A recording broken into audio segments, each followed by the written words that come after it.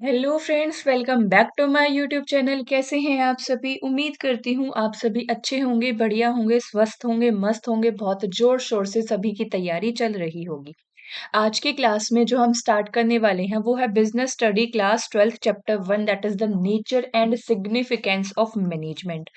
Management क्या है? Management एक प्रोसेस है जिसके अंदर हम रिसोर्सेस का यूज करते हैं अपने गोल को अचीव करने के लिए। कैसे यूज करते हैं? रिसोर्सेस के अकॉर्डिंग हम प्लान बनाते हैं, रिसोर्सेस के अकॉर्डिंग हम उसको ऑर्गेनाइज करते हैं, लीड करते हैं एंड कंट्रोल करते हैं। कंट्रोलिंग में हम डेविएशन फाइंड करते हैं कि एक्चुअली में मेरा प्लान कितना था और मेरा एक्चुअल आउटपुट कितना निकला है। That is is controlling. काफी जगह planning, organising, staffing, directing, controlling भी आता है और कुछ प्रोसेस के काफी बुक्स में प्लानिंग, ऑर्गेनाइजिंग, लीडिंग, कंट्रोलिंग भी आता है। दोनों ही प्रोसेस सही है, अलग अलग ऑथर ने अलग अलग प्रोसेस दिया है, तो आप कोई भी लिख सकते हैं। एक डेफिनेशन देखते हैं मैनेजमेंट की। मैनेजमेंट के अंदर इन्वॉल्व होता है क्या? कोऑर्डिनेशन। कोऑर्डिनेशन का मतलब क्या है? तालमेल बिठा के काम करना। Coordination and optimising. ऑप्टिमाइजिंग मतलब इफेक्टिव वे में ऑप्टिमाइजिंग रिसोर्सेस का यूज करना ताकि हम अपने ऑर्गेनाइजेशन के गोल्स को और ऑब्जेक्टिव्स को अचीव कर सके। This is management. मैनेजमेंट के अंदर इन्वॉल्व होता है coordinating and optimizing resources efficiently to meet the objective of organization। यहाँ एक वर्ड आया है efficiently, तो मैं आपको एक टर्म बताती हूँ। दो वर्ड्स होते हैं हमारे पास, एक होता है इफेक्टिव और एक होता है एफिशिएंट। दोनों में डिफरेंस बहुत इंपॉर्टेंट है और बहुत माइनर सा डिफरेंस है। ये एक्सप्लेन करने के लिए मैं आपके सामने एक एग्जांपल लेती हूँ। मेरे पास दो स्टूडेंट हैं। दो स्टूडेंट में से एक बच्चा है जिसने सेल्फ स्टडी की है, जिसने बहुत ज़्यादा बुक्स का यूज़ नहीं किया है, जिसने अपने हैंड रिटन नोट्स का मैक्सिमम यूज़ किया है। और वहीं पे दूसरी साइड जो बच्चा है उसने बेस्ट कोचिंग ली है, बेस्ट से बेस्ट बुक्स को परचेज़ किया है, 100% टीचर के कंटेंट पे रिलाई रहा है और दोनों ही बच्चों का रिज़ल्ट जो है वो 100% आया है। तो इसमें से कौन-सा बच्चा इफ़ेक्टिव है, कौन-सा एफ़िशिएंट है, या दोनों इफ़ेक्टिव है या दोनों एफ़िशिएंट है? देखो, इफ़ेक्टिव इज़ लाइक ऐज़ कि जिसने अपना इफ़ेक्ट दिखाया। इफ़ेक्टिव मतलब आपको रिज़ल्ट मिला। रिज़ल्ट तो आपको दोनों में मिला, राइट? तो दोनों बच्चे इफ़ेक्टिव तो हैं। लेकिन एफ़िशिएंट का मतलब क्या होता है? मिनिमम रिसोर्सेज़ के साथ, सॉरी, मिनिमम रिसोर्सेज़ के साथ मैक्सिमम रिज़ल्ट। तो जो ये वाला बच्चा था हमारा, इसने रिसोर्सेस तो काफ़ी सारे यूज़ करे, कोचिंग ली, बुक्स ली, कंटेंट लिया और काफ़ी ज़्यादा। इस बच्चे ने सिर्फ सेल्फ स्टडी करी अपने हैंड रिटन नोट्स के थ्रू।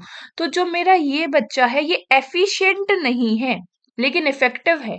वहीं पे ये बच्चा मेरा इफेक्टिव भी है एंड एफिशिएंट भी है। ये टर्म आप सब याद रखेंगे, इंपॉर्टेंट है, ध्यान दे लेना यहाँ पे। उसके बाद है फीचर्स ऑफ मैनेजमेंट। मैनेजमेंट के कुछ फीचर्स हैं। यूनिवर्सली एप्लीकेबल होता है। Management is goal oriented process है। मैनेजमेंट मेरा कॉन्टिन्यूस प्रोसेस है। ऐसा नहीं है कि मैंने एक बार प्लान बनाया, ऑर्गेनाइज किया, स्टाफिंग, डायरेक्टिंग, कंट्रोलिंग। कंट्रोलिंग जब आप करोगे तो आपकी डेविएशन आएगी, उस डेविएशन का रीजन फाइंड आउट करना, रीजन के बेस पे अगेन आपको plan banana. And by chance deviation नहीं भी आई, जो आपने सोचा था वो एज इट इज आपका अचीव हो गया, तो आज के लिए ये हमारा 12th का प्लान था, फिर आप बी कॉम के लिए प्लान करोगे, फिर आप एम कॉम के लिए प्लान करोगे। Then this is continuous process.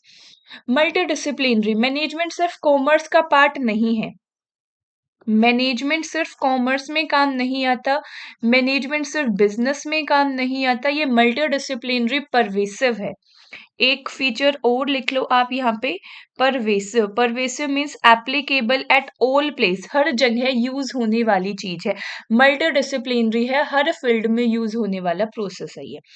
Dynamic है, सिचुएशन के अकॉर्डिंग। कुछ एक्सटर्नल एनवायरनमेंट हमारा ऐसा होता है जिसको हम कंट्रोल नहीं कर सकते, तो उसके बेसिस पे हमें इसमें फ्लेक्सिबिलिटी को अडॉप्ट करना पड़ता है। So this is not a rigid way. This is just एक गाइडलाइन कि आप ऐसे ऐसे काम को मैनेज कर सकते हो, ये रिजिड नहीं है किसी भी तरीके से। तो मैनेजमेंट क्या है? क्या एक मैनेजमेंट साइंस है जिसमें रिजिडिटी आती है? क्या मैनेजमेंट एक आर्ट है जिसमें अंदर फ्लेक्सिबिलिटी आती है बहुत ज़्यादा? या मैनेजमेंट एक प्रोसेस है जिसके अंदर स्पेशल नॉलेज की ज़रूरत होती है? मैं कहती हूँ कि मैनेजमेंट एक साइंस भी है, आर्ट भी है और प्रोसेस नहीं, प्रोफेशन। मैनेजमेंट एक प्रोफेशन भी है। मैनेजमेंट साइंस कैसे हैं? क्योंकि मैनेजमेंट करने के लिए हमारे पास कुछ सिस्टमैटिक नॉलेज, डाटा, फैक्ट होने चाहिए। मेरे पास ये नॉलेज है कि मैं जो अगर 1 मंथ तक डेली हार्ड वर्क से पढ़ता हूँ, मेहनत करता हूँ, तो मेरा रिजल्ट अच्छा आएगा। ये मेरे पास ऑलरेडी डाटा है, ये मेरे को पता है कि ऐसा होगा, तो दिस इज फिक्स्ड रूल कि हार्ड वर्क करना पड़ेगा। लेकिन अब वो हार्ड वर्क के साथ आप कितना स्मार्ट वर्क ऐड ऑन करते हो, this is your art, your creativity, your skill. Yeah, like you use mnemonics to remember points, तो this is art. वहीं पे प्रोफेशन क्या है? Profession means a specialised knowledge. तो मैनेजमेंट मेरा एक प्रोफेशन भी होता है। नेक्स्ट आते हैं हम अपना टॉपिक लेवल ऑफ मैनेजमेंट के ऊपर। मैनेजमेंट के मेन 3 लेवल होते हैं, top level, middle level and lower level. Top level का काम होता है पॉलिसीज को बनाना, मिडल लेवल का काम होता है उन पॉलिसी को इम्प्लीमेंट करना एंड लोअर लेवल का काम होता है उन पॉलिसीज पे डे टू डे सुपरवाइज करना कि जैसे इम्प्लीमेंट की थी उसी तरीके से काम हो रहा है या उसमें कुछ मॉडिफिकेशन या चेंजेस कर दिए गए हैं। तो there are 3 levels of management, top level, middle level and lower level. Next हमने डेफिनेशन में एक वर्ड देखा था, कोऑर्डिनेशन। विदाउट कोऑर्डिनेशन हम मैनेजमेंट नहीं कर सकते अच्छे से। तो कोऑर्डिनेशन जो है वो बहुत इम्पोर्टेंट एंड की टर्म्स है मैनेजमेंट के लिए। कोऑर्डिनेशन जो है वो एसेंस है हमारे मैनेजमेंट का। Essence means you ensure, coordination means you ensure कि आपको सारे के सारे पार्ट्स आपकी ऑर्गेनाइजेशन के टुगेदर वर्क कर रहे हैं गोल को अचीव करने के लिए। ये नहीं है कि फॉर एग्जांपल आपकी ऑर्गेनाइजेशन के अंदर 4 एम्प्लॉयज हैं या 5 एम्प्लॉयज हैं। इस एम्प्लॉय का सिर्फ और सिर्फ सेल्फ मोटिव है। ये एम्प्लॉय का चाहता है बस मेरा काम चलता रहे, मेरे को इससे ज्यादा कुछ नहीं चाहिए। ये एम्प्लॉय चाहता है कि ऑर्गेनाइजेशन की ग्रोथ के साथ मेरी ग्रोथ होनी चाहिए। ये एम्प्लॉय चाहता है कि बस मेरे को तो 2-3 महीने यहाँ पे टाइम पास करना है, फिर मेरे को तो दूसरी जॉब मिल ही जाएगी और ये कुछ हो जाता है। तो ये हमारे कोऑर्डिनेशन नहीं है। आपस में कोऑर्डिनेशन मीन्स कि जब आपकी ऑर्गेनाइजेशन के सारे parts including human resources and other also physical resources like आपकी machine, material, money and all, हर चीज जब आपस में तालमेल बिठा के मिलजुल के काम करती है उसको बोला जाता है कोऑर्डिनेशन। कोऑर्डिनेशन क्यों जरूरी है? ताकि हम प्रमोट कर सकते हैं एफिशिएंसी को, प्रिवेंट कर सकते हैं डुप्लीकेशन ऑफ एफर्ट्स को। अगर मेरी कोऑर्डिनेशन नहीं है तो एक ये मेरे को एक चेयरमैन सर ने मेरे को ये आई कार्ड्स दिए।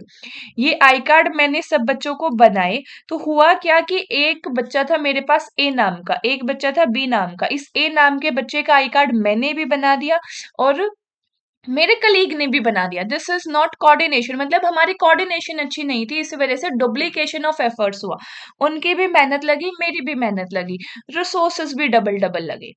तो एंश्योर करना alignment of goal across department, हर एक डिपार्टमेंट के अंदर सारे के सारे गोल्स आपस में मिलके वर्क करें, this is all about coordination. तो कोऑर्डिनेशन इन शॉर्ट, कोऑर्डिनेशन का मतलब है हर चीज आपस में, हर पार्ट आपकी ऑर्गेनाइजेशन का आपस में मिलजुल कर काम करे।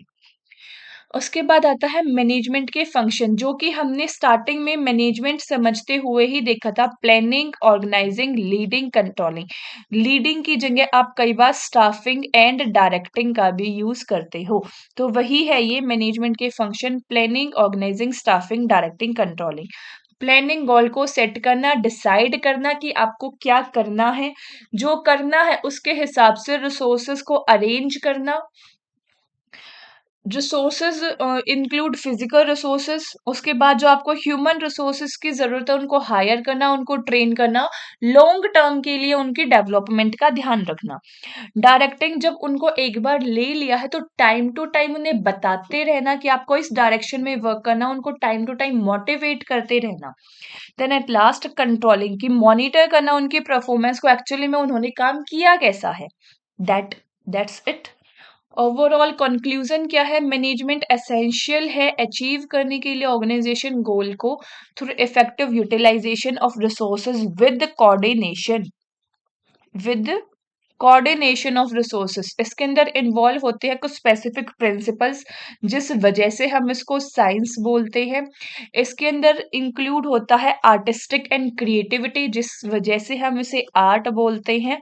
इसके अंदर कुछ प्रोफेशनल स्टैंडर्ड्स भी होते हैं, जिस वजह से हम इसको प्रोफेशन बोलते हैं।